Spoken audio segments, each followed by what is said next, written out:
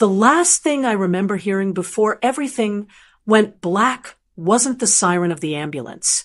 It wasn't my husband telling me he loved me. It was the sound of my mother-in-law laughing.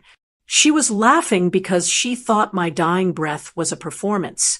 She thought my closing throat was a bad acting job. And the worst part, my husband, the man I had washed socks and cooked meals for over 40 years, just sat there and watched. Let me back up to how the night started. It was supposed to be a standard Sunday dinner at Jeffrey's parents' house. If you are a woman of my generation, you know exactly what that means. It means you put on your nice slacks, you fix your hair, and you prepare yourself to bite your tongue for 3 hours. I was 68 years old, but the moment I stepped into Martha's house, I felt like a child being scolded. Jeffrey drove us there in silence. He always gets tense before we see his mother. He gripped the steering wheel so hard his knuckles were white.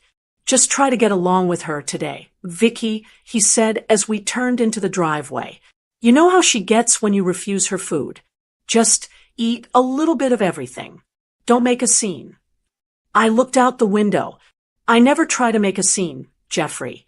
I just don't want to end up in the emergency room. You know, my allergy is getting worse with age. He sighed, that heavy, impatient sigh that tells a wife she is being a burden. She knows about the peanuts. Vicky, she's not going to poison you. Just be pleasant. I wanted to believe him. I really did. When you have been married as long as I have, you want to believe that your partner has your back. You want to believe that his family is just eccentric, not malicious. But as I walked into that kitchen, the air felt heavy. Martha was at the stove, stirring a large pot of sauce. My sister-in-law, Brenda, was setting the table with that smirk she always wears when I'm around. The house smelled rich and savory, heavy with garlic and spices. Well, look who finally decided to show up, Martha said, not turning around. Dinner is ready. Sit down before it gets cold. We took our places. I sat next to Jeffrey, like I always do, looking for a little bit of comfort. He didn't look at me. He was busy pouring wine for his mother. Martha brought out the main dish. It was a chicken satay-style dish, covered in a thick brown sauce. My stomach dropped. It looked beautiful, but to me, it looked like a loaded gun. I have been allergic to peanuts since I was in my 30s, but over the last decade, it has become severe. Airborne isn't a problem, but ingestion? Ingestion could kill me. I tried to be polite. I really tried. I waited until everyone had served themselves. I cleared my throat gently. The table went quiet. Martha, I said, keeping my voice light and friendly. This smells wonderful. But I have to ask, does this sauce have peanuts in it? You know, I carry my EpiPen, but I'd really rather not have to use it tonight. The room went dead silent. Brenda rolled her eyes so hard I thought they would fall out of her head. Martha just smiled. It was that sweet, grandmotherly smile that hides a lot of cruelty. Oh, Vicky, Martha said, waving her hand dismissively. Don't be dramatic. You always have to make dinner about you, don't you? It's my secret recipe. But it's safe. There are no nuts. It's mostly sunflower butter and spices. I looked at Jeffrey. He was already eating, shoveling the food into his mouth to avoid the conversation. He nudged me under the table with his knee. That was his signal. Eat the food. Stop causing trouble. Are you sure? I asked one last time. I really can't risk it, Martha. I cooked it myself, didn't I? Martha snapped, her smile dropping for a split second. Stop insulting my cooking and eat, or you're not welcome at this table. I didn't want to be the difficult wife. I didn't want to ruin Sunday dinner. So I trusted her. I trusted the grandmother of my children. I picked up my fork, cut a small piece of the chicken, and put it in my mouth. The first thing I tasted was the salt, then the garlic, and then, terrifyingly, the unmistakable, earthy taste of roasted peanuts. I froze. I tried to swallow, hoping I was wrong, hoping it was just my anxiety playing tricks on me. But the reaction was instant. It wasn't a slow build like it used to be. It was violent. My tongue felt like it had suddenly doubled in size. A metallic taste flooded my mouth. I dropped my fork. It clattered loudly against the china plate. Jeffrey, I wheezed. I reached for my water glass, but my hand was shaking so badly I knocked it over. Ice water spilled across the tablecloth, soaking into the expensive fabric. Oh, for heaven's sake, Vicky! Brenda yelled. Look what you did. I couldn't answer her. I stood up, clawing at my throat. It felt like someone had wrapped a thick wire around my windpipe and was pulling it tight. My chest felt heavy, like a concrete block had been placed on my lungs. I made a horrible, gasping sound, trying to suck in air that simply wouldn't come. I looked at Martha. I expected to see fear. I expected her to run to the phone. Instead, she started laughing. It wasn't a nervous chuckle. It was a full belly laugh. She pointed a shaking finger at me. Look at her. I told you she was faking it. Brenda joined in. Oh my God, give her an Oscar. The clutching of the throat. That is classic drama queen behavior. I was dying. My brain was screaming that I was dying, but my body wouldn't cooperate. I fell to my knees, hitting the hardwood floor hard. My vision was starting to blur at the edges, tunneling down to a pinprick. We put peanuts in the dinner to prove you're a liar, Vicky. Martha crowed, looking delighted with herself. And look at you. You tasted one bite and decided to put on a show. You can stop now. We know the truth. I couldn't breathe. I was making high-pitched, wheezing noises. I fumbled for my purse, trying to unzip it, trying to get to my EpiPen, but my fingers were swollen and useless. I couldn't grip the zipper. I looked up at Jeffrey. He was the only one not laughing. He was sitting there, his fork hovering halfway to his mouth. He looked at me, on the floor, turning red and gasping for life. Then he looked at his mother, who was cackling with joy. Jeffrey, I tried to say, but no sound came out. He didn't move. He didn't jump up to help me. He didn't grab the purse. He just looked frozen, terrified of ruining his mother's victory. He sat there, paralyzed by his own cowardice, while his wife suffocated on the carpet. The darkness started to close in. The room began to spin. The sound of their laughter sounded distorted, like it was coming from underwater. I felt a tear slide down my cheek, not from the pain, but from the heartbreak. They really didn't care. They really thought this was funny. My body gave one last violent jerk, fighting for oxygen, and then my muscles went limp. I slumped forward onto the cold floor. The last thing I saw was Jeffrey's shoes. He still hadn't stood up. Then, finally, somewhere in the distance, I heard the wail of a siren. But it sounded so far away. The laughter was much closer. And then there was nothing. The first thing I felt was the tube in my throat. It was rough and scratching against the sensitive skin of my windpipe. Then came the steady, rhythmic beeping of a machine somewhere to my left. I tried to open my eyes, but my eyelids felt like they were weighted down with lead. I was alive. That was the first realization. I hadn't died on Martha's dining room floor.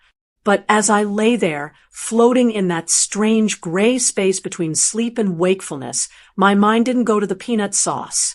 It didn't go to the laughter. Instead, it traveled back. It went back years, picking through the wreckage of my marriage like a detective looking for clues at a crime scene. You see, what happened at dinner wasn't an isolated incident. It wasn't a mistake. It was the finale of a show that had been running for 40 years.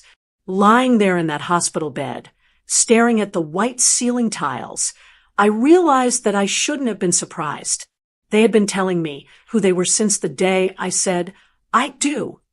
I remembered the winter of 1998. It was a Tuesday. I slipped on a patch of black ice on our front porch while taking out the recycling. I heard the crack before I felt the pain. It was a sickening, dry snap that echoed in the cold air. I collapsed into the snow, gasping, clutching my ankle. Jeffrey was inside watching the game. I yelled for him, humiliated that I couldn't get up. He came to the door, not in a panic, but with a look of annoyance. He was holding a beer. "What now, Vicky?" he had asked, shivering in the doorway.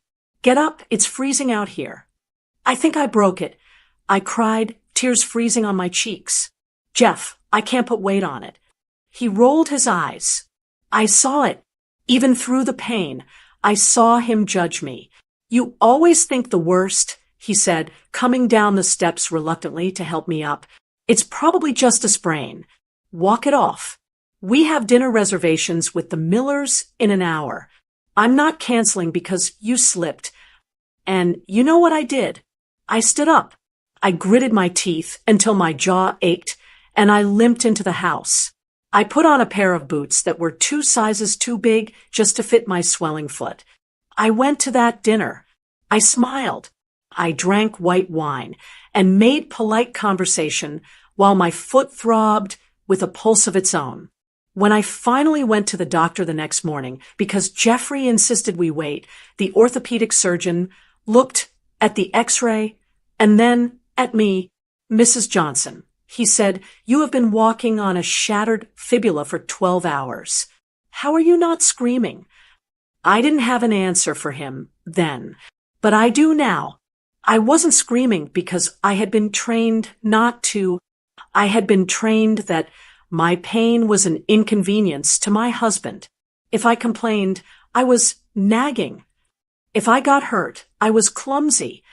If I was sick, I was seeking attention. Then there was the flu of 2005. Not a cold. The real knock-you-down influenza. I had a fever of 103. My bones felt like they were dissolving.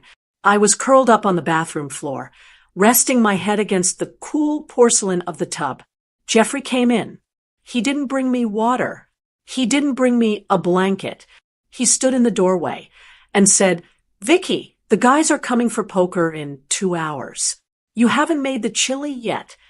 I looked at him through fever-glazed eyes. "Jeffrey, I'm sick. I think I need to go to urgent care." He scoffed. "It's just a bug. Take some Tylenol and power through. You know, Dave is coming from out of town. I can't host a poker night with an empty table. Just get the chili in the slow cooker, and you can go back to bed." So I did. I dragged myself to the kitchen, shivering so violently I nearly dropped the knife while chopping onions. I browned the meat while holding onto the counter for balance. I served his friends beers while sweating through my clothes, dizzy and nauseous. And when I finally collapsed into bed, Jeffrey didn't check on me for 6 hours because he was on a winning streak. Why did I stay? That's the question everyone asks. Why does any woman stay? I stayed because I thought it was my job. We are the generation of stand by your man. We were raised to believe that marriage is hard work and that a woman's role is to be the shock absorber for the family. I absorbed his bad moods. I absorbed his family's insults. I absorbed the pain, so he wouldn't have to be inconvenienced. I managed everything. I raised 3 children practically on my own because Jeffrey was always tired from work. I handled the finances, stretching his paycheck to cover the mortgage and the college funds, while he spent money on golf clubs and gadgets we didn't need. And the irony? The bitter, twisted irony. I took care of Martha. 5 years ago, when Martha had her hip replacement, who was there? Not Jeffrey. He couldn't handle the medical stuff. It was me. I drove her to physical therapy 3 times a week. I cooked her meals, checking every single label to make sure it fit her low-sodium diet. I helped her to the bathroom. I washed her laundry. I sat by her bedside and listened to her complain about how slow her recovery was. I was gentle. I was kind. I treated her with the dignity she never once showed me. And while I was doing that, she was probably already planning the next joke at my expense. She was probably telling Brenda how slow I was, lying in that hospital bed, the machines beeping a steady rhythm. The realization hit me harder than the anaphylaxis. My patience hadn't been a virtue. It had been a permission slip. By staying silent when Jeffrey told me to walk on a broken bone, I taught him that my body didn't matter. By cooking chili while I had a fever, I taught him that my health was secondary to his entertainment. And by caring for a mother-in-law who despised me, I taught them all that I had no self-respect. They didn't put peanuts in my dinner because they made a mistake. They didn't even do it just because they were cruel. They did it because they knew there would be no consequences. They knew old Vicky would survive, make an excuse for them, and show up next Sunday with a smile. They thought I was weak. They mistook my loyalty for stupidity. I looked at the 4-line snake into my arm. My throat still felt sore, bruised from the inside out. But my mind was clearer than it had been in decades. Jeffrey was sitting in the chair in the corner of the hospital room. He was asleep, his head lolling back, his mouth slightly open. He looked peaceful. He wasn't worried. He knew that when I woke up, I would smooth this over. I would tell the doctor it was an accident. I would protect his mother. I watched him sleep for a long time. I looked at the gray hair, the soft hands that had never lifted a finger to help me when I was down. I looked at the man I had given my youth, my energy, and my heart to, and for the first time in 40 years, I didn't feel love. I didn't even feel anger. I felt done. The nurse walked in to check my vitals. She smiled gently. "Oh, you're awake, Mrs. Johnson. How are you feeling?" I looked at Jeffrey, snoring softly in the corner. Then I looked back at the nurse. "I'm alive," I whispered, my voice raspy but steady. "And I'm finally awake." Jeffrey snorted in his sleep and shifted. He didn't wake up. He didn't know that the woman lying in the bed wasn't the same woman who had sat down at that dinner table. That woman had died on the floor with the taste of peanuts in her mouth. The woman who woke up was someone entirely different, and she was about to burn the whole house down. I kept my eyes closed. It is an old survival instinct I learned early in my marriage. Sometimes it is safer to play dead. Sometimes if you stay very still and quiet, you hear things people would never say to your face.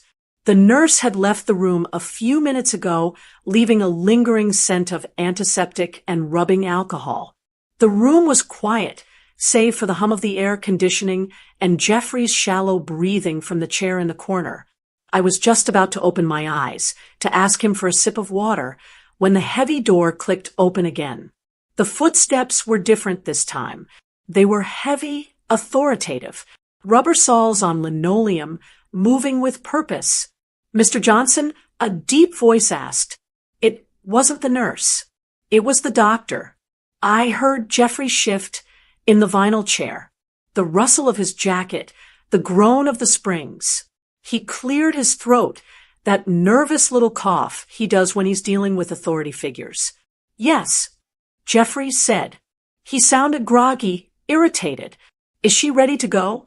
We've been here for hours." My heart hammered against my ribs, but I forced my breathing to stay even. I lay perfectly still, my hands resting limp on the scratchy hospital sheet. "Mr. Johnson, I'm Dr. Evans," the voice said. It was cold, hard. "I'm the attending physician in the ER tonight. We need to talk about what happened to your wife." "She had a reaction," Jeffrey said, his tone dismissive. "She has allergies. She probably just caught a whiff of something. She gets very anxious about it. You know, sometimes she works herself up into a state." There was a silence, a long, heavy silence that filled the room like smoke. I could feel the doctor staring at him. I could feel the judgment radiating off him. This was not anxiety, Mr. Johnson, Dr. Evans said. His voice was dangerously low. Your wife was brought in with full anaphylactic shock. Her airway was 90% closed. Her blood pressure had bottomed out.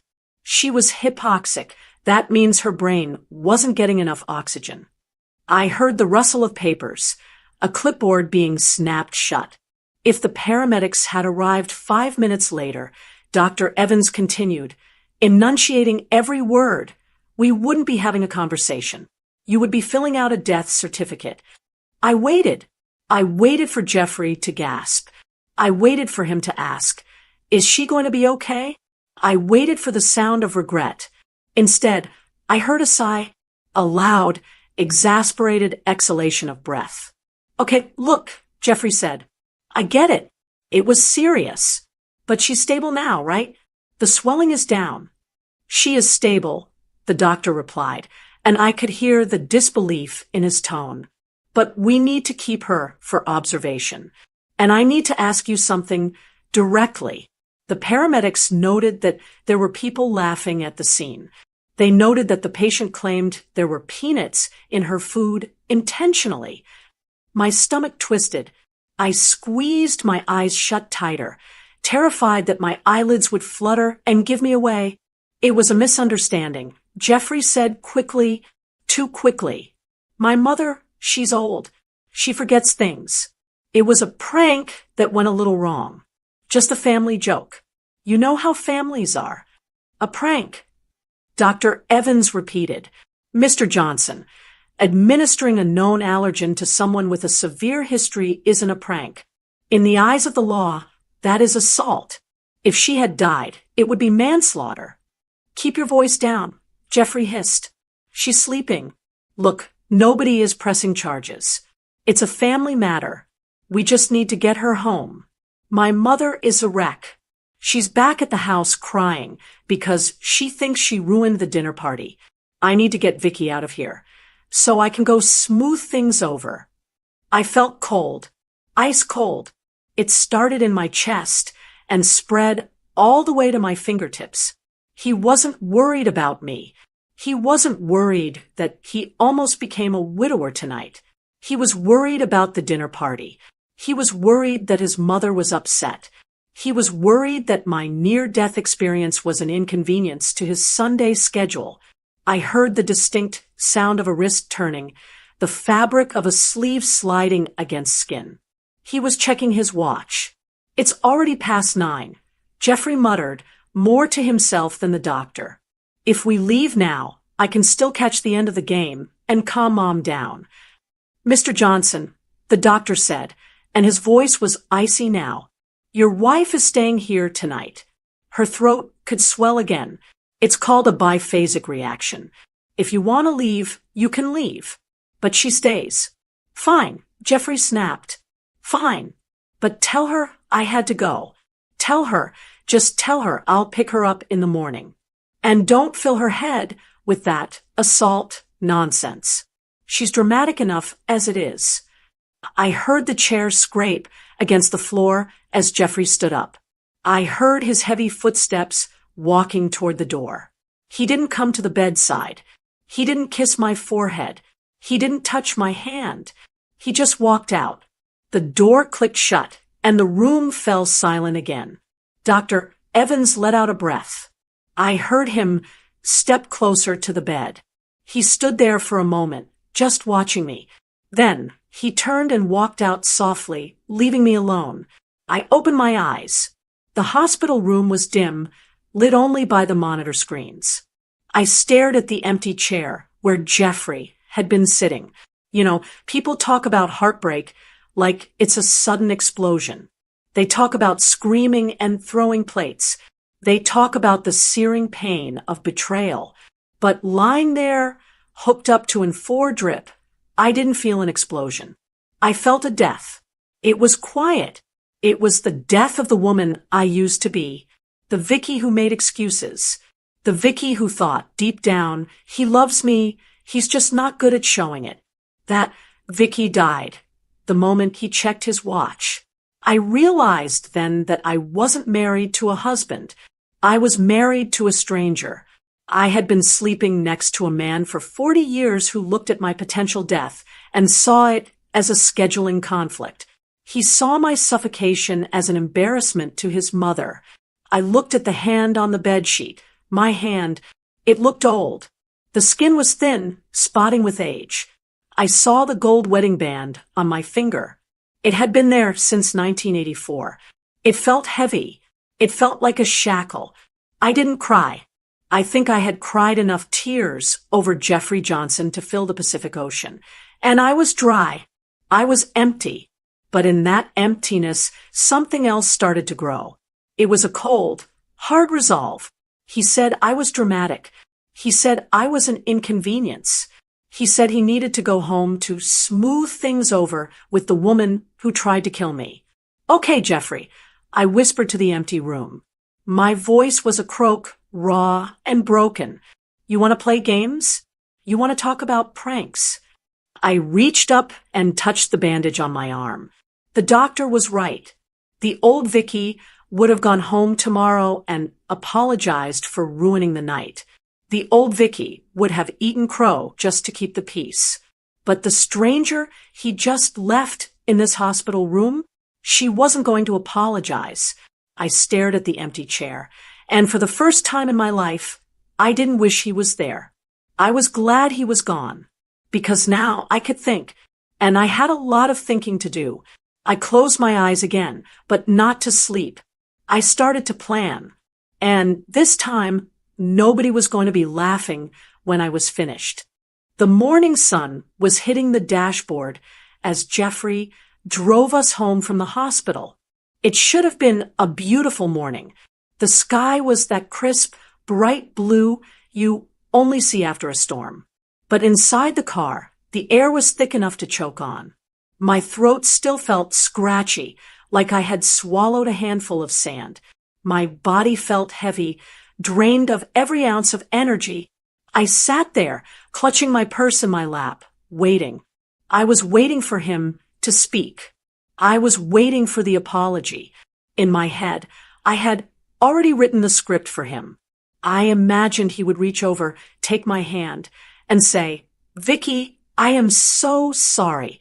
I should have stood up for you. My mother went too far." I stared at his hands on the steering wheel. I watched his jaw clench and unclench.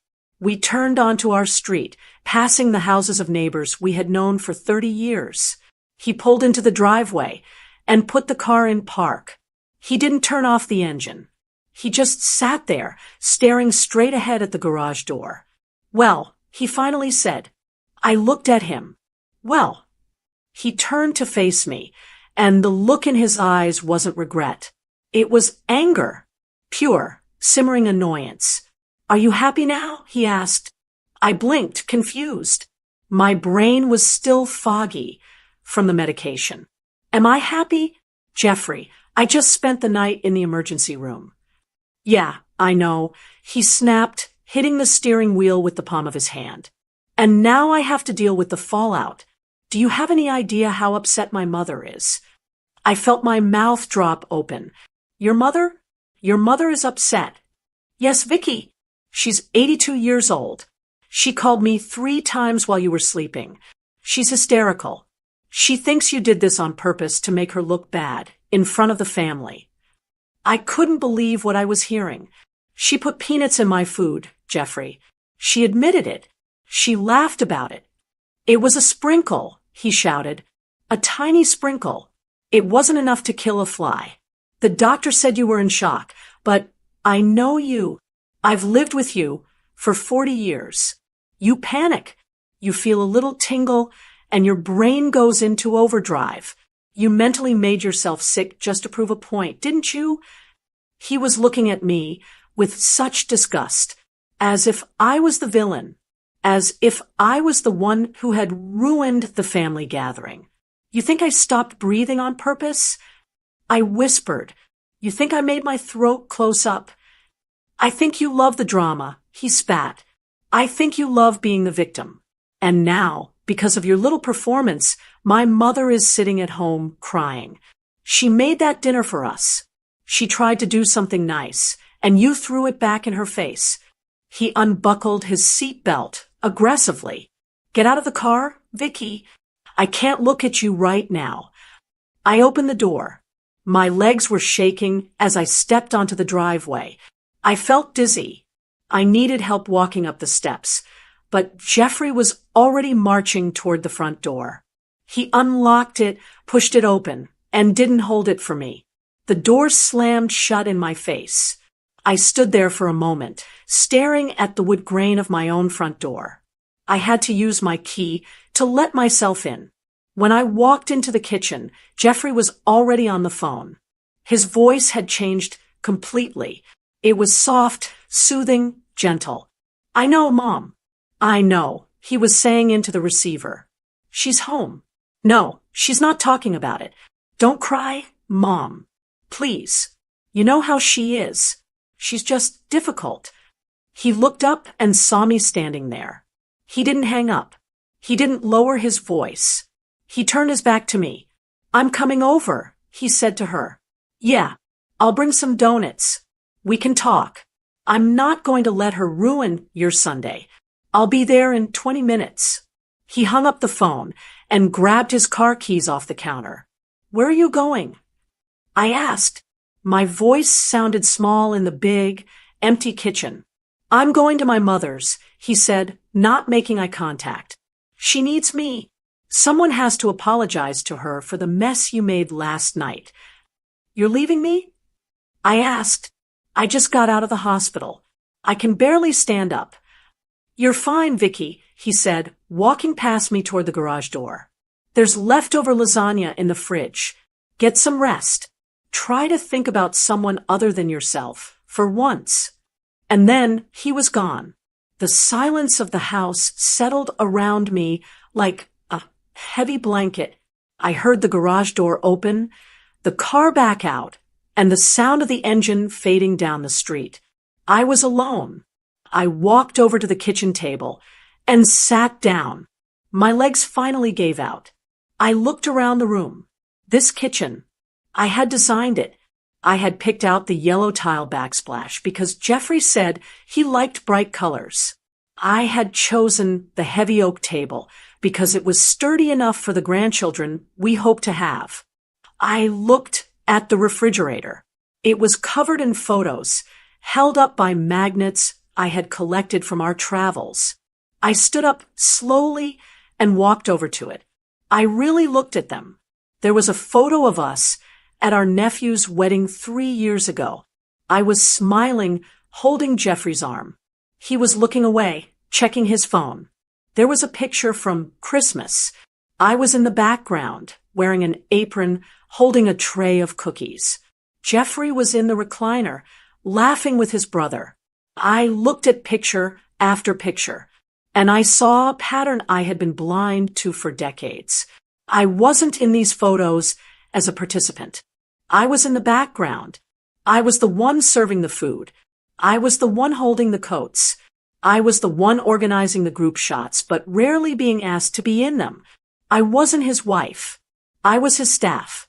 I was the maid who kept his house clean.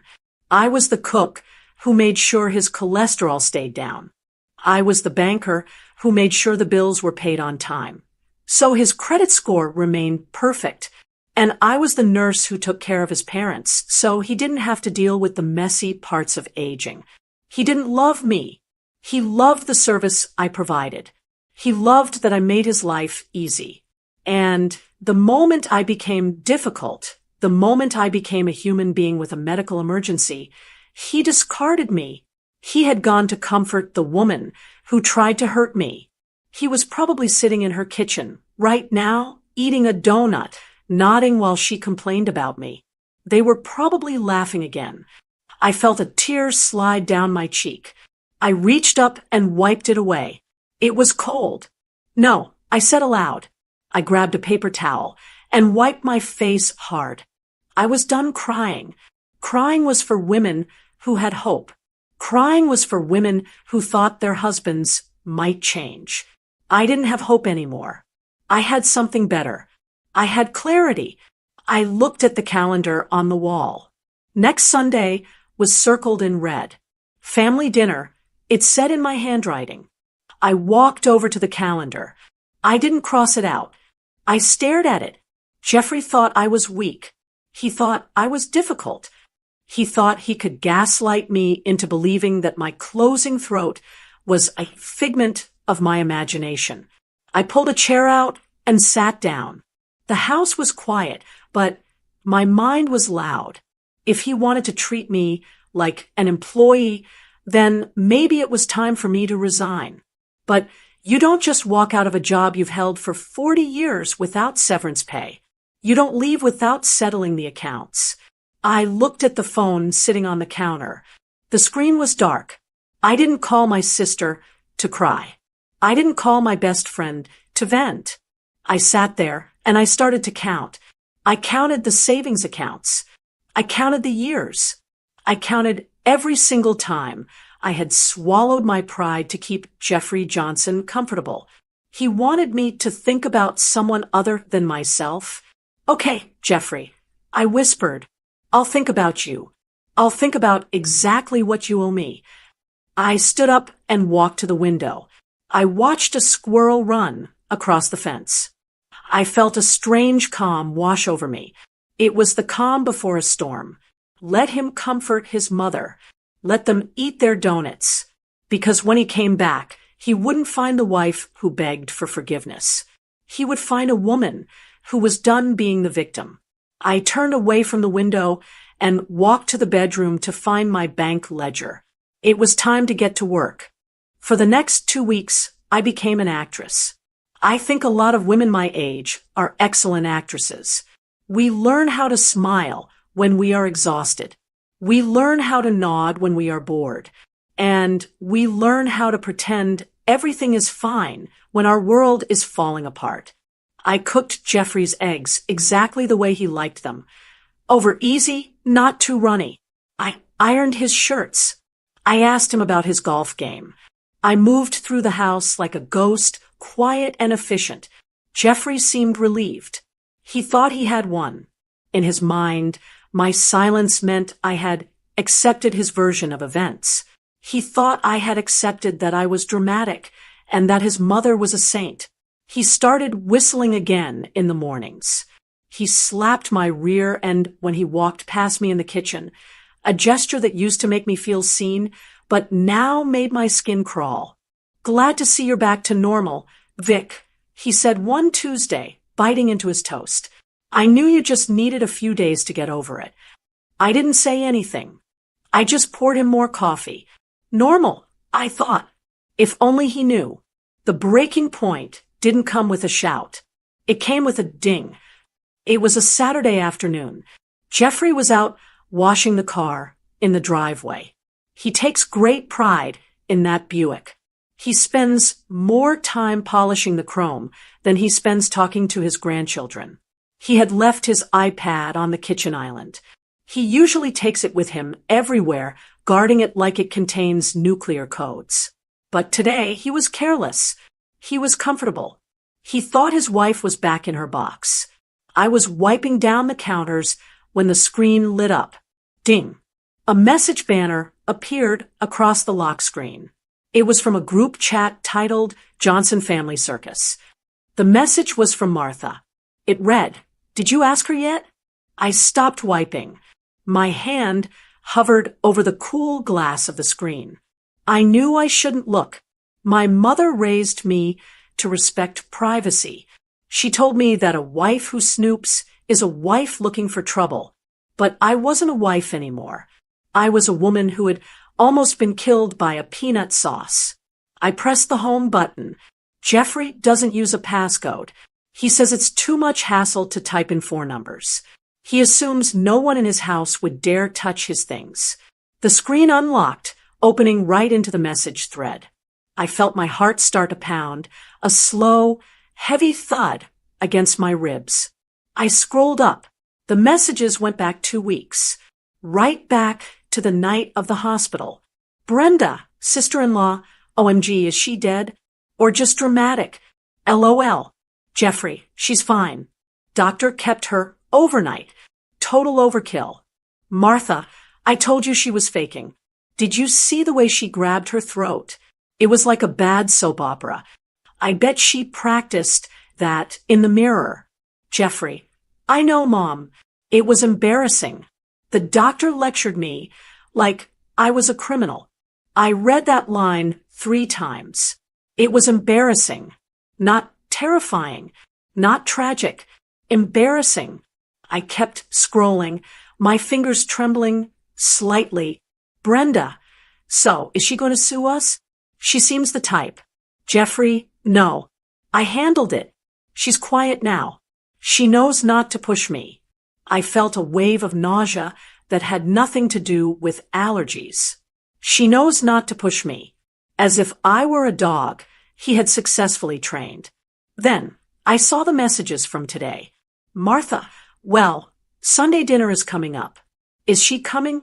Or is she going to pout in her room? Brenda, maybe we should serve shellfish this time. See if she swells up like a balloon again. Ha ha. Martha, invite her. I'm making that chocolate cake she hates. The dense one. Let's see if she fakes a migraine this time to get out of eating it. I want to see her face when we bring it out. I stared at the words. They weren't just mean. They were sadistic. They were planning to bait me. They wanted to watch me squirm. They viewed my pain as their Sunday afternoon entertainment. And then I saw Jeffrey's reply. The typing bubble appeared. And then the text landed on the screen just moments before I had walked over. Jeffrey, I'll make sure she comes. Don't worry, Mom. She does what I say. The air left my lungs. She does what I say. It wasn't a partnership. It wasn't a marriage. It was ownership. To him, I wasn't Vicky, the woman who had held his hand when his father died. I wasn't Vicky, the mother of his children. I was an object. I was something he owned, something he controlled, something he could deliver to his mother to be mocked. I looked out the kitchen window. I could see Jeffrey outside, whistling as he sprayed down the tires of the Buick. He looked so happy. He looked like a man without a care in the world. And why shouldn't he be? He had his clean house, his obedient wife, and his mother's approval. A fire started in my belly. It wasn't the hot, flashing anger of a fight.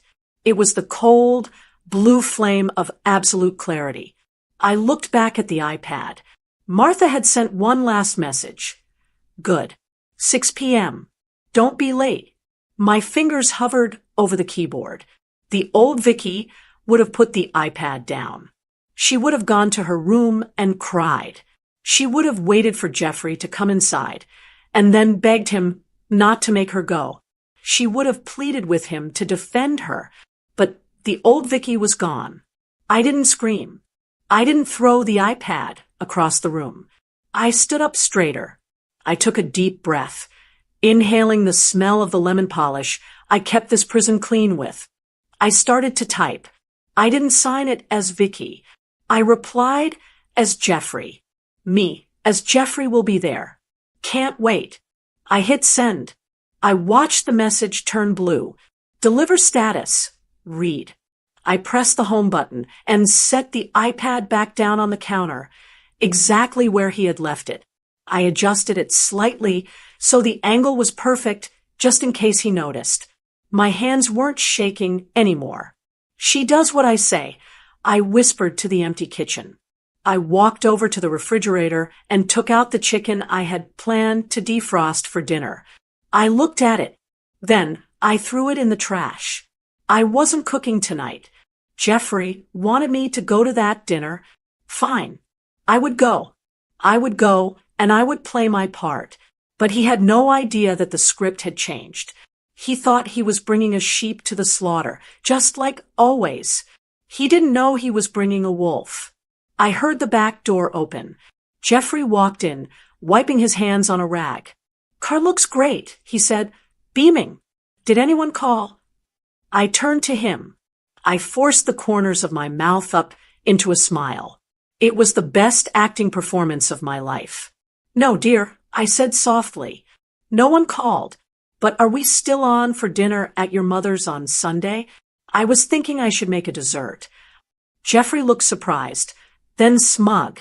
He puffed out his chest a little. He thought his discipline was working. Yeah, he said, tossing the rag into the laundry bin. We're on. That sounds good. Vic, make something nice. Make an effort. Oh, I will, I said, my voice sweet as poison. I'm going to make a huge effort, Jeffrey. You won't believe the effort I'm going to make. He nodded, satisfied, and walked into the living room to turn on the TV. I stood there, listening to the canned laughter from the television. I looked at the calendar on the wall. Sunday was 5 days away. 5 days to plan. 5 days to prepare. And, most importantly, 5 days to visit the bank. Because if I was going to do what he said, I was going to make sure I got paid for it. I turned off the kitchen lights, leaving the room in shadows. The plan was set, and for the first time in 40 years, I wasn't afraid of Sunday dinner. I couldn't wait. Friday morning arrived with a gray, heavy sky. It matched exactly how I felt inside. Jeffrey had left early for his weekly tea time. He kissed me on the cheek before he walked out the door, whistling. He was in a good mood because he thought Sunday was going to be a victory lap. He thought I was going to walk into his mother's house, eat my humble pie, and go back to being the silent, convenient wife I had always been. I waited until I saw his Buick turn the corner at the end of the block. Then I moved. I didn't dress up. I put on my comfortable shoes and my raincoat. I grabbed my purse. My hands were shaking so bad, I dropped my keys twice before I could unlock my car door. I wasn't going to the grocery store. I wasn't going to the pharmacy. I was going to the bank. The drive was only 10 minutes, but it felt like 10 hours. Every time I looked in the rearview mirror, I expected to see Jeffrey behind me. I expected him to know. I felt like a criminal. And maybe in some people's eyes, I was about to become one. I parked the car in the back of the lot, away from the main road. I sat there with the engine running, staring at the brick building. This bank held our life. It held 40 years of paychecks, tax returns, and Christmas bonuses. I knew exactly what was in there because I was the one who put it there. Jeffrey earned the money. Yes, but I was the one who saved it. I was the one who clipped coupons every Sunday for 3 decades. I was the one who mended his work pants instead of buying new ones. I was the one who said no to vacations so we could build a safety net. We had a joint savings account with $90,000 in it. It was supposed to be for our golden years. But mostly it was for Jeffrey. He had it earmarked. He wanted a fishing boat. He wanted to renovate the sunroom so he could watch his sports games in peace. He talked about that boat like it was his child. I turned off the car. The silence in the cabin was deafening. You can't do this. A voice in my head whispered, it's dishonest. It's stealing. You are a good Christian woman. Vicky, you don't take things that aren't yours. I gripped the steering wheel. I thought about the boat. Then I thought about the peanuts. I thought about the sound of them laughing while I gasped for air. I thought about Jeffrey checking his watch while the doctor told him I could have died if I left him on Sunday, and I was going to leave him. What would happen on Monday? I knew Jeffrey. The moment I walked out that door, he would turn nasty. He would cancel the credit cards. He would freeze the accounts. He would tell everyone I was crazy and try to leave me with nothing. I would be a 68-year-old woman with no job, no home, and no money to pay for a lawyer. He would starve me out. He would force me to come crawling back just to survive. I wasn't going to let that happen. I opened the car door and stepped out into the cold wind. I walked into the bank with my head held high. The lobby was quiet. Nancy, the head teller, smiled when she saw me. We have known each other for 15 years. We talk about our grandkids. She thinks I am the sweetest lady in town. Good morning, Mrs. Johnson, she chirped. How are you today? I'm doing well, Nancy. I lied. My voice didn't shake. I need to make a withdrawal. A somewhat large one. Of course, she said, pulling up my account on her screen. What are we looking at? Need some cash for a trip. I took a breath. No, I need a cashier's check, and I need to open a new account. In my name only. Nancy paused. She looked up at me, her smile faltering just a little. She saw something in my eyes. Maybe she saw the bruises under them from lack of sleep. Maybe she saw the determination. Okay, she said slowly. How much would you like to transfer? $45,000, I said. Nancy's eyebrows shot up. 45? From the joint savings? Yes, that is exactly half, I said firmly. And I also want to close out the emergency fund CD. That's another $15,000. Put that in the new account too. Nancy typed on her keyboard. The clicking sound echoed in the quiet lobby. Mrs. Johnson, that's a significant amount. Does Mr. Johnson know you're moving these funds? Usually for this amount, we like to have both parties. It's a joint account, Nancy. I interrupted her. My name is on it. I have full signatory rights. I don't need his permission to access my own money. Is that correct? She hesitated. She looked at the screen, then back at me. Technically, yes, you are right. You can withdraw it. Then do it, please. She started processing the transaction. I stood there, watching the numbers on the little screen. $45,000. Plus $15,000. $60,000 total. I knew what people would say when they found out. They would say I was a thief. They would say I was vindictive. They would say, Vicky, you should have waited for the divorce settlement. You should have let the lawyers handle it. But lawyers take months. Hunger happens in hours. I thought about the last 40 years. I thought about the cleaning. I cleaned a 4-bedroom house by myself every week. If we had hired a maid, that would have cost $200 a week. For 40 years, that's over $400,000. I thought about the cooking. A personal chef. Expensive. I thought about the nursing. When Jeffrey's father had dementia, who bathed him? Who changed his sheets? It wasn't Jeffrey. It was me. Private nursing care costs thousands a month. I did it for free. I wasn't stealing. This was back pay. This was severance. I was being fired from my position as wife, and I was making sure I walked away with my pension. Here you go, Mrs. Johnson, Nancy said. She slid a folder across the counter. Inside was the paperwork for the new account. The transfer is complete. The funds are in your private account. Mr. Johnson will see the withdrawal next time he checks the balance, or if he gets alert notifications. He doesn't check, I said, and he turned off notifications because they annoyed him during his golf swing. All right then, Nancy said. She lowered her voice. Vicky, take care of yourself. She knew. She didn't know the details, but she knew a woman making an escape plan when she saw one. Thank you, Nancy, I said. I walked out of the bank. The wind hit my face, but this time it felt good. It felt like fresh air. I got back into my car and locked the doors. I looked at the folder in the passenger seat. $60,000. It wasn't a fortune. It wasn't enough to live in luxury for the rest of my life.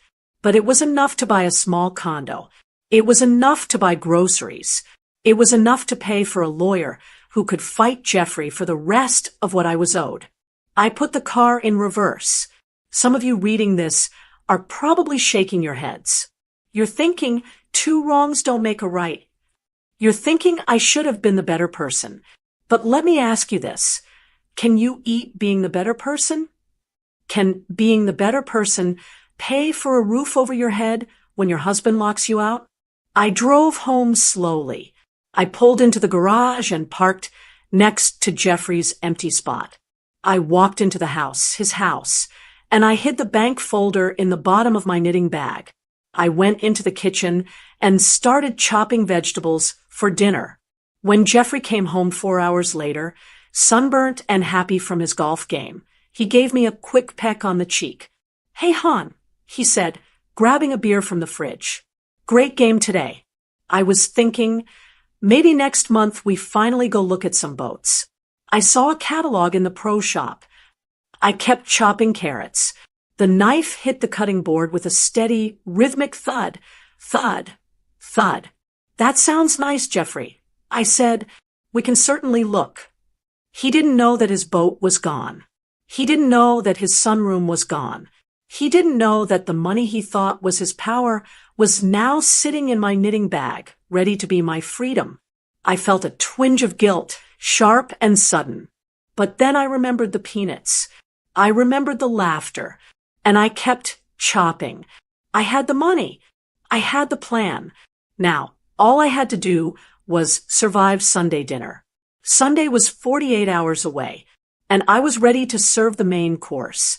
Sunday arrived with the kind of clear, sharp sunshine that makes everything look exposed. I spent the morning getting ready, but not the way I usually do. For 40 years, I dressed to blend in. I wore beige, cream, and soft pastels, colors that said, "I am here to serve, not to be seen."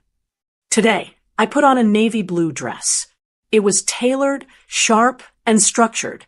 I put on the pearl necklace my father gave me before he passed away, the one Jeffrey always said was too flashy for family dinners. I put on lipstick, not the pale pink I usually wore, but a deep, confident berry shade. When I walked out into the hallway, Jeffrey stopped dead in his tracks. He was fixing his tie in the mirror. He looked me up and down, frowning. "You look different," he said. "Are you sure that's appropriate for a casual Sunday dinner? You look like you're going to a board meeting." I felt like dressing up. I said simply, "Is there a rule against looking nice for your mother?" He narrowed his eyes but didn't push it. He checked his watch. "Just don't make a big deal out of anything tonight, Vicky. Remember what we talked about. Smile. Eat the cake. Let's just get through this." "Oh, don't worry, Jeffrey," I said, picking up my purse and a thick manila folder I had left on the hall table. "I intend to get through it, once and for all." He didn't ask about the folder. He probably assumed it was recipes or photos of the grandkids. He didn't know it was a demolition order for his life. The drive to Martha's house was quiet. My heart was beating a steady rhythm against my ribs, but my hands were steady. We pulled into the driveway. Brenda's car was already there. I could see them moving around in the kitchen window. We walked to the door. Jeffrey opened it without knocking, walking in like the king of the castle. "We're here," he announced. The chatter in the kitchen stopped. Martha, Brenda, and Jeffrey's brother, Mike, all turned to look. They were smiling, but it wasn't a warm smile. It was the smile of a pack of wolves watching a limping deer enter the clearing. "Well, look who survived," Brenda said, leaning against the counter with a glass of wine. "We were taking bets on whether you'd show up, Vicky. I guess you decided to brave the scary food." Martha wiped her hands on her apron. She looked me over, her eyes lingering on my dress. "You're overdressed," she muttered. "But at least you're here. Sit down. Dinner is ready." I walked to the table. They had set my place right in the middle, where everyone could see me. It felt like a stage. Dinner was a tense affair. They served roast beef. Every time I took a bite, the table went silent. They were watching me chew. They were waiting for me to choke. "Is the beef okay, Vicky?" Mike asked, grinning. "No secret ingredients. Or are you going to faint again?" "It's delicious, Mike," I said calmly. I cut another piece and ate it. "Thank you for asking." My calmness was throwing them off. They wanted me to be nervous. They wanted me to ask about the ingredients. They wanted me to be the crazy, dramatic wife. But I just dabbed my mouth with my napkin, and smiled. Jeffrey relaxed. He was eating heartily, thinking his discipline had worked. He thought I was playing nice. He thought I had learned my place. Finally, the plates were cleared. Time for dessert. Martha announced triumphantly. She went to the kitchen and came back with a massive, dense chocolate cake. It was a flourless torte, heavy, rich, and something she knew I detested because it always gave me a migraine. "I made this just for you, Vicky," Martha said, placing it in the center of the table. "I know how much you love chocolate. And don't worry, no nuts." The table snickered. "Go on," Brenda said. "Have a big slice. Unless you're allergic to chocolate now too." Jeffrey nudged me under the table. "Eat the cake, Vic," he hissed under his breath. I looked at the cake. Then I looked at Martha. Then I looked at Jeffrey. "Actually," I said, my voice clear and ringing in the dining room, "I brought dessert too." The room went quiet. Jeffrey looked confused. "You didn't cook anything." I saw the kitchen. "I didn't cook it," I said. I reached down and picked up the manila folder from where I had rested it against my chair leg. "But I think everyone will find it very filling." I placed the folder in the center of the table, right next to the chocolate cake. "What is this?" Martha asked, looking at the folder like it was a dead rat. "Open it," I said. Martha hesitated. She looked at Jeffrey. Jeffrey shrugged, looking annoyed. "Just open it, Mom. It's probably pictures of the kids." Martha reached out with her arthritic hand and flipped the folder open. The first thing she saw was the printout of the group chat. I had enlarged the text so she wouldn't need her reading glasses. "Invite her. I'm making that chocolate cake she hates. Let's see if she fakes a migraine this time." Martha went pale. She looked up at me, her mouth opening and closing like a fish.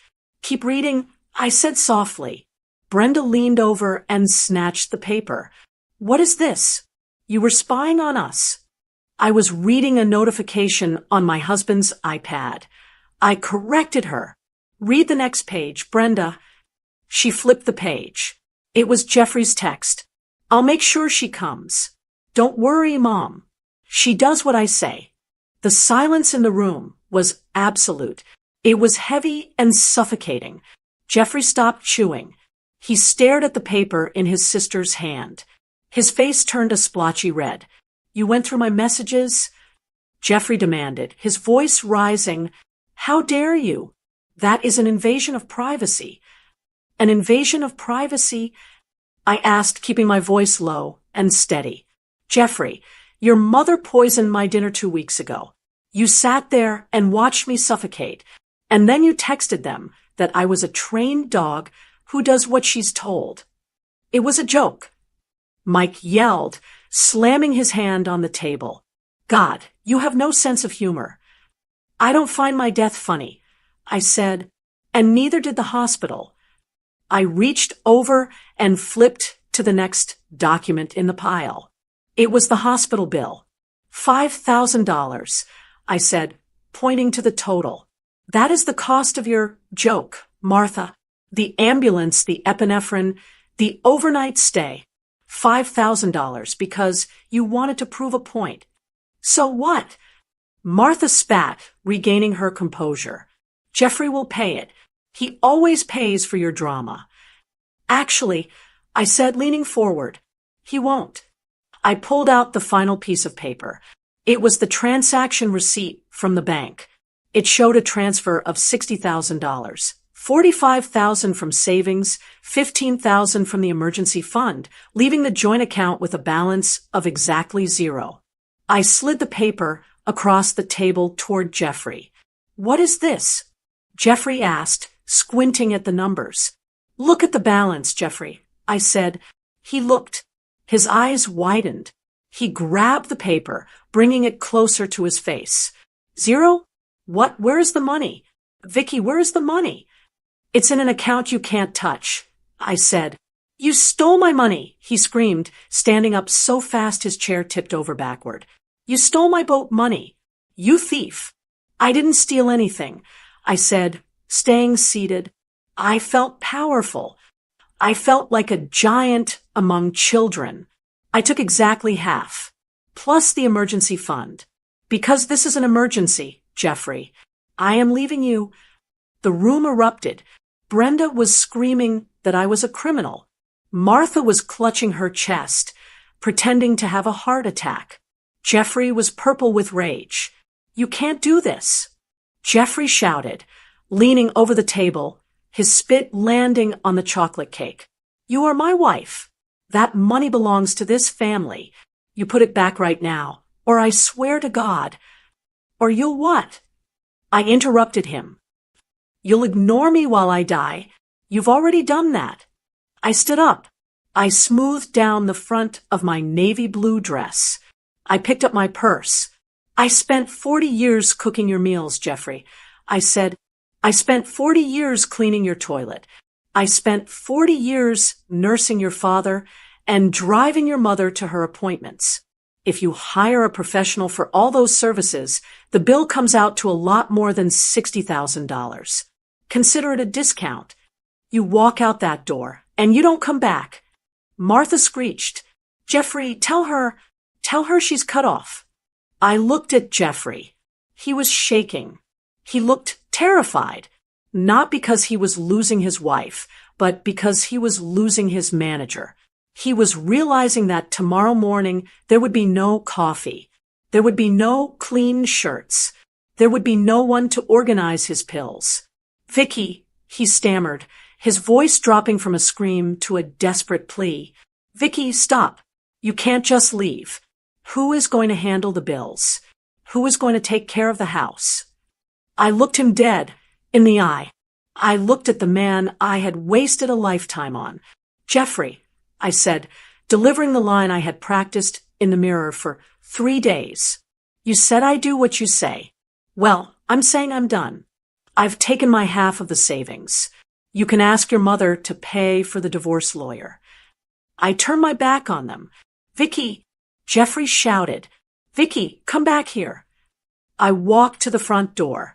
I could hear them arguing behind me. I heard Martha blaming Jeffrey. I heard Jeffrey blaming Brenda. I opened the door and stepped out into the night air. It was cool and crisp. I walked to my car, which, thank goodness, was in my name, and got in. My hands were shaking now, but it wasn't from fear. It was from adrenaline. It was the shaking you feel when you step off a roller coaster. I started the engine. I didn't look back at the house.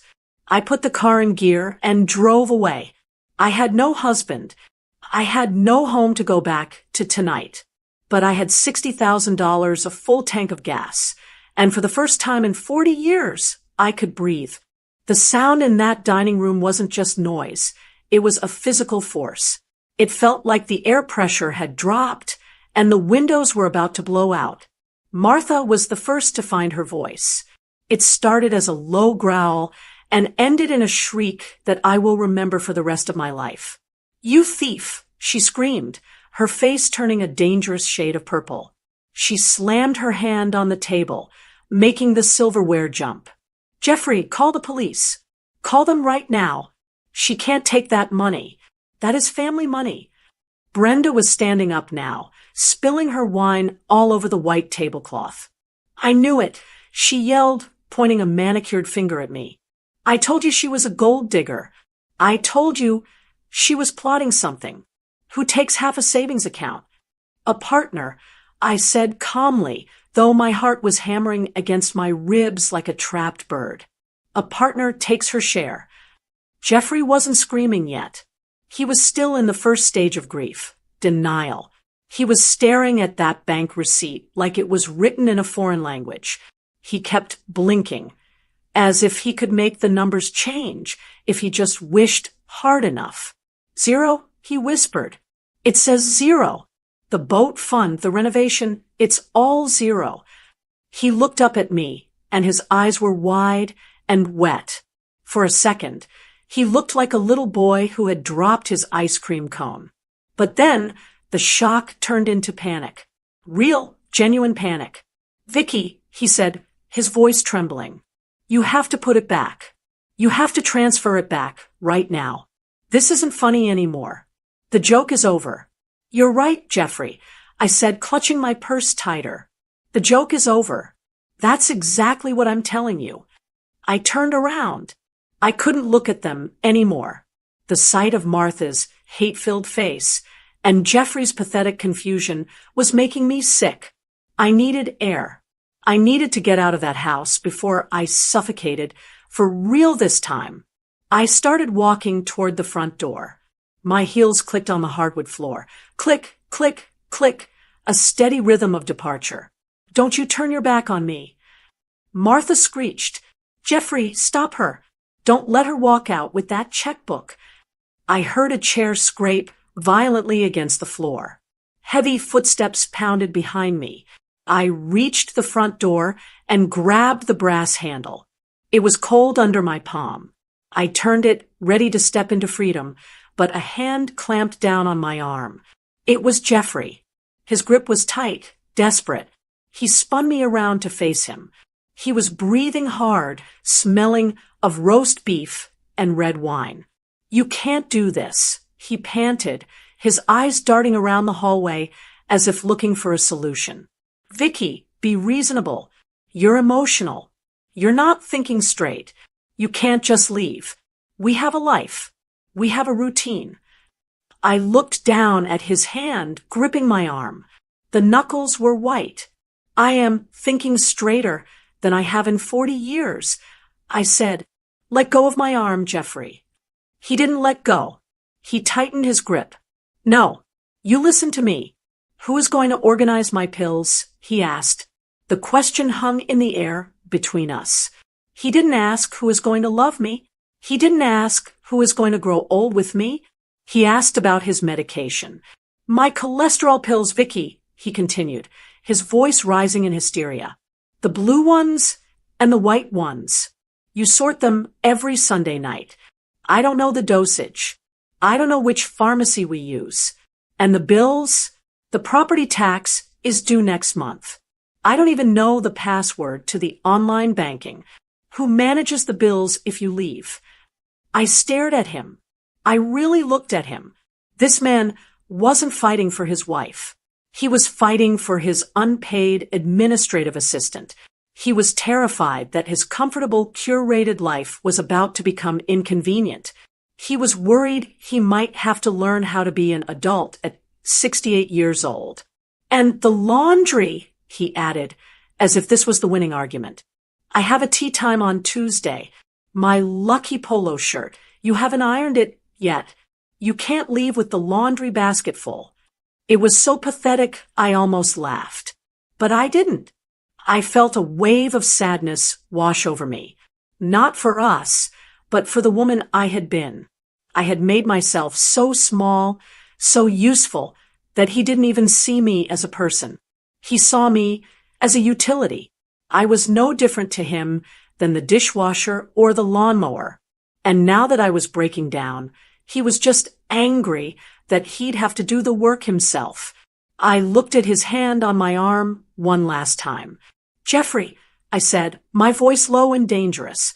I yanked my arm back. I didn't do it gently. I ripped it out of his grip with a strength I didn't know I had. He stumbled back a step, surprised by the force of it. "You want to know who is going to sort your pills?" I asked. "You want to know who is going to iron your polo shirt and pay the property tax?" I pointed back toward the kitchen, where Martha was still shouting insults to anyone who would listen. "Ask your mother," I said. "She seems to know everything. She knows how to cook. She knows how to run a family. And she certainly knows how to ruin a marriage. Let her sort your pills. She wanted you all to herself. Well, congratulations, Jeffrey. She won. You're all hers." Jeffrey stood there, mouth open, stunned into silence. The reality was finally hitting him. He wasn't just losing a wife. He was gaining a roommate, his mother. I didn't wait for him to respond. I opened the heavy front door and stepped out onto the porch. The evening air hit me instantly. It was cool, crisp, and smelled of wet leaves and rain. It was the sweetest thing I had ever smelled. I walked down the steps. My legs felt strange, wobbly, like I was walking on a boat, but light. I felt weightless. The heavy burden of 40 years of walking on eggshells had just evaporated. I reached my car. I had packed the trunk 2 days ago. 1 suitcase of clothes, my jewelry box, my passport, and the knitting bag with the $60,000 in the new bank book. I got in the driver's seat and locked the doors. Jeffrey had come out onto the porch. He looked small standing there under the yellow porch light. He looked old. He took a step toward the car, raising his hand as if to wave or stop me. "Vicky," he called out. It sounded weak against the wind. I put the key in the ignition. The engine roared to life. It was a sound of power.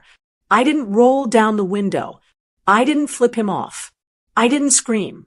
I just put the car in reverse and backed out of the driveway. I saw Brenda appear in the doorway behind Jeffrey, holding a wine glass, looking angry. I saw Martha's silhouette in the window, watching. I shifted into drive. I pressed the gas pedal. As I drove down the street, passing the houses of people who thought we were the perfect couple, I started to shake. The adrenaline was wearing off, and the fear was setting in. I was 68 years old. I was homeless. I was single. Oh my God! I whispered to the empty car. What have I done? I gripped the steering wheel tight. Tears pricked my eyes, blurring the streetlights. But I blinked them away. I wasn't crying because I missed him. I was crying because of the sheer magnitude of the change. It is terrifying to jump off a cliff, even if the ground you were standing on was on fire. I drove toward the highway. I didn't have a plan for next month. I didn't have a plan for next year. But I had a plan for tonight. There was a nice holiday in about 20 miles north. One with clean sheets and room service. I was going to check in. I was going to order a burger and fries. I was going to turn off my phone. And I was going to sleep in the middle of the bed. I looked in the rearview mirror one last time. The street where my husband's family lived was disappearing into the darkness behind me. Let them argue over the money. Let them scream. Let Jeffrey figure out his own pill schedule. I turned on the radio. A song was playing, something upbeat, something alive. I merged onto the highway, and for the first time in my life, I didn't look back. I just drove. And as the city lights faded behind me, I realized something that made me smile through the fear. They thought the peanuts would kill me, but in the end, the peanuts were the thing that saved my life. Because without them, I would have stayed at that table forever. Now, the table was empty, and the road was wide open. It has been exactly 6 months since I backed my car out of that driveway. 6 months since I left the roast beef, the chocolate cake, and the husband who thought I was nothing more than a servant. People asked me if I was scared. Of course I was. The first night in that Holiday Inn, I stared at the ceiling until sunrise, wondering if I had made a terrible mistake. But do you know what happened the next morning? I woke up, and I didn't have to iron anyone's shirt. I didn't have to sort anyone's pills. I went down to the lobby, ordered a coffee, and drank it while it was still hot. It was the best cup of coffee I have ever tasted. Today, my life looks very different. I am sitting on a park bench, unlacing my hiking boots. I joined a walking club for seniors 3 months ago. I thought I would be too old or too slow, but it turns out I have plenty of energy now that I'm not carrying the weight of a grown man on my back. I have lost 15 pounds, but not from stress, from moving, from laughing, from living. My skin has color in it again. My doctor says my blood pressure is lower than it has been in 20 years. Next to me is my new friend, Sarah. We met in the club. Last week, we went out for lunch. Before I could even open my mouth to speak to the waiter, Sarah held up a hand. "Excuse me," she said to the young man. "My friend here has a severe peanut allergy. Can you please double-check with the chef about the oil you use? We don't want any accidents." I almost cried right there at the table. She didn't roll her eyes. She didn't call me dramatic. She protected me. That is what love actually looks like. It's not flashy. It's just safe. As for Jeffrey, I haven't seen him, but in a small town, news travels fast. My sister ran into him at the grocery store last week. She told me he looked terrible. His shirt was wrinkled and stained. Apparently, he hasn't figured out how the iron works yet. He was buying a cart full of frozen dinners and instant noodles. He is still living in the big house, but from what I hear, it's not the castle he thought it was. Without me there to manage the maintenance, the lawn is overgrown. The gutters are full. And the inside.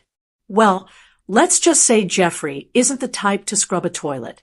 But the real justice, the real poetic justice, Martha moved in. Apparently, since I wasn't there to drive her around anymore, she decided she needed to be closer to her beloved son. So now they are stuck together. Two miserable people under one roof. I heard they fight constantly. She complains about his cooking, and he complains about her nagging. He finally got what he wanted. He made his mother the priority. I hope they are very happy together. And no, he didn't get his boat.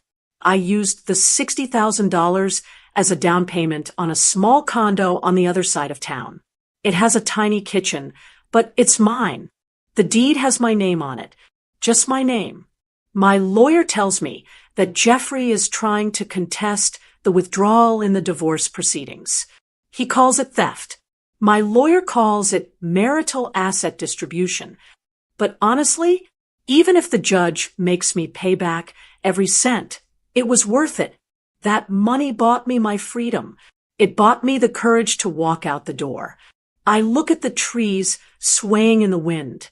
I used to think my life was over at 68.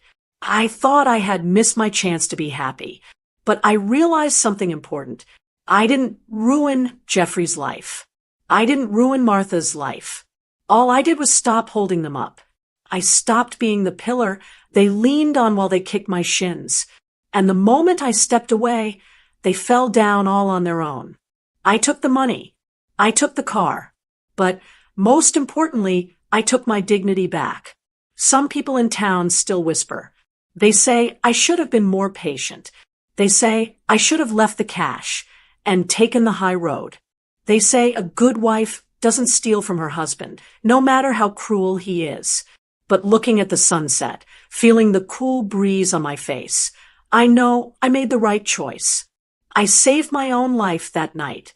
I took the money and I took my life back. Some say I should have left the cash. What would you have done? What city are you listening from? And what time is it there? Write it in the comments.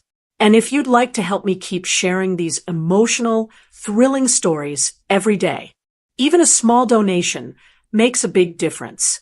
It truly helps keep the channel alive. For more life stories like this, you can explore the other videos on my channel and subscribe. On the screen, you'll see 2 new stories I'm sure you'll enjoy. Click one and start listening right away.